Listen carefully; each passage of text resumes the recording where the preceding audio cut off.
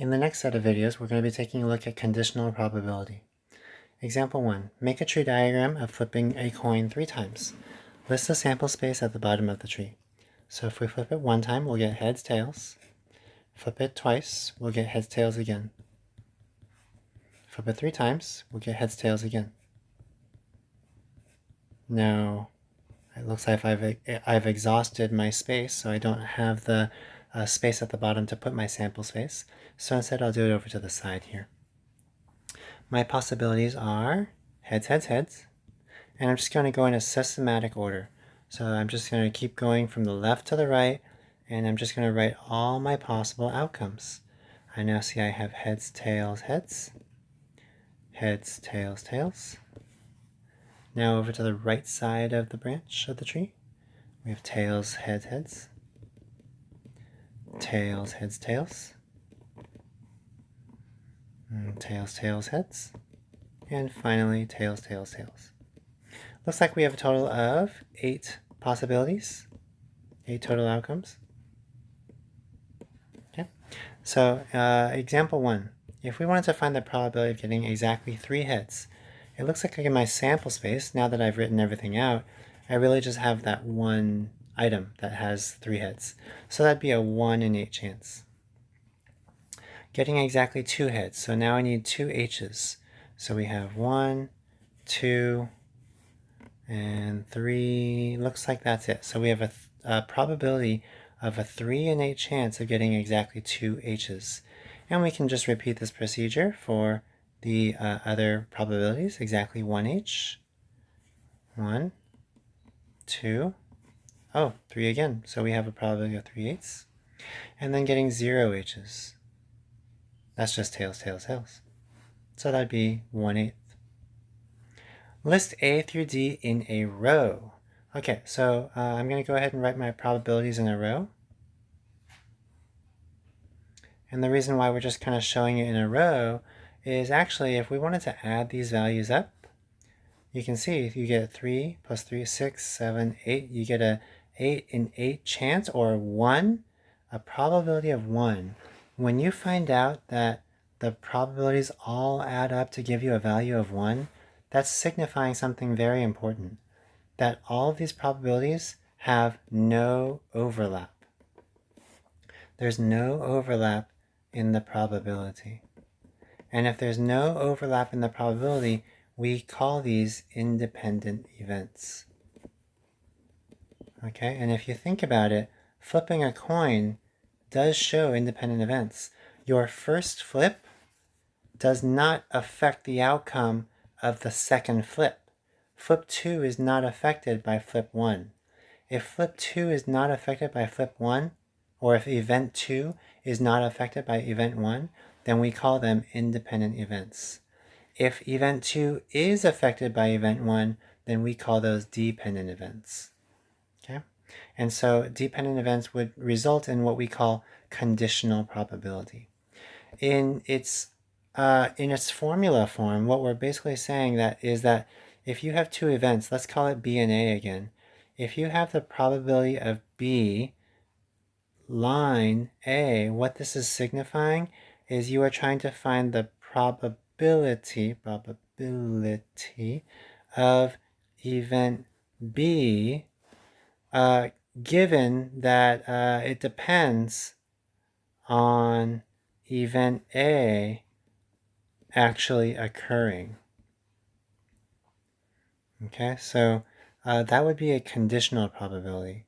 And in the example that we saw above, it was actually not a conditional probability because we did not have a set of dependent events. But we will take a look at some examples that involve conditional probability in just a moment now. Okay? So let's now go to our next example. Example 3. 2 cards are drawn at random from a deck of cards. If K represents a king and N represents not a king, find the probability of the following. So since we're talking about a deck of cards, there is some understanding that you do need to have with a deck of cards. A couple of things to note, with a deck of cards, you have all your numbers, 2, 3, 4, 5, all the way up to number 10, and then you have Jack, Queen, King, and you even have an ace there. And then each of those values also have 4 suits. They have the spade, they have the club, they have the diamond, and they have the heart. So do be aware of that. So if you were to actually find the total number of cards, every deck of cards has 52 cards in a deck. Okay, so that's just something to be aware of. And then we're going to need those numbers when we actually find the probability. Okay? So we're actually going to do event B or situation B here, scenario B. So I'm just going to go ahead and just take a look at this example here. The first card is not replaced, and then you can do A on your own. All right, so if the card is not replaced, then basically remember what we're looking for. We're either looking for either a king or not a king. That's basically it. So when you draw a card, here's draw one, you either get a king or not a king. And that's all we're going to say, king or not king. Now, what's the probability of actually drawing a king? Well, nothing has been taken out yet. You have a full deck, which means you have a probability of getting 4 out of 52 cards to be a king, because you have spades, clubs, diamonds, and hearts. The probability of drawing not king would be everything else. And so if we take out those kings, you see that there's going to be a total now of 48 cards out of the 52 cards. Now, here's where the tricky part of conditional probability comes in. Imagine you actually drew the king. Now, when you draw your second card, you can either, again, get the possibility of king or not king. So if we actually drew a king in the first draw, we went down from 4 cards. Now there's only 3 king cards. Not only that, but imagine you actually had 52 cards in a deck, and if you drew out that king, now you only have 51 cards in the deck. So you have a 3 in 51 chance of getting a king. Okay. Now, if you drew the king in the first draw, that must still mean that everything else is contained inside the deck. So technically, you have all the other cards at your disposal still. You still have the remaining 48 cards that were not kings still in the deck. But if you drew a king in the first draw, again, you have 1 less card in the deck, so now you have a 48 in 51 chance of getting a not king on the second draw. Similarly, let's go over to the other side now.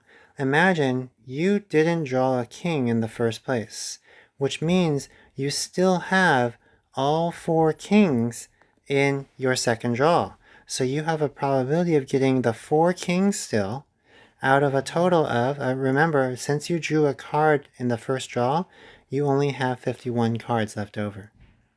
And then, if you were to think about another scenario, if you didn't draw a king in the first draw, and then you drew again, because the 48 cards gets dropped down 1, you took a card out that was not a king.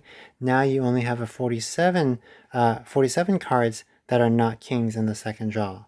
And you went down from 52 cards because you drew a card out. Now you only have 51 cards left over. Okay? And then from there, you have now set up your tree diagram.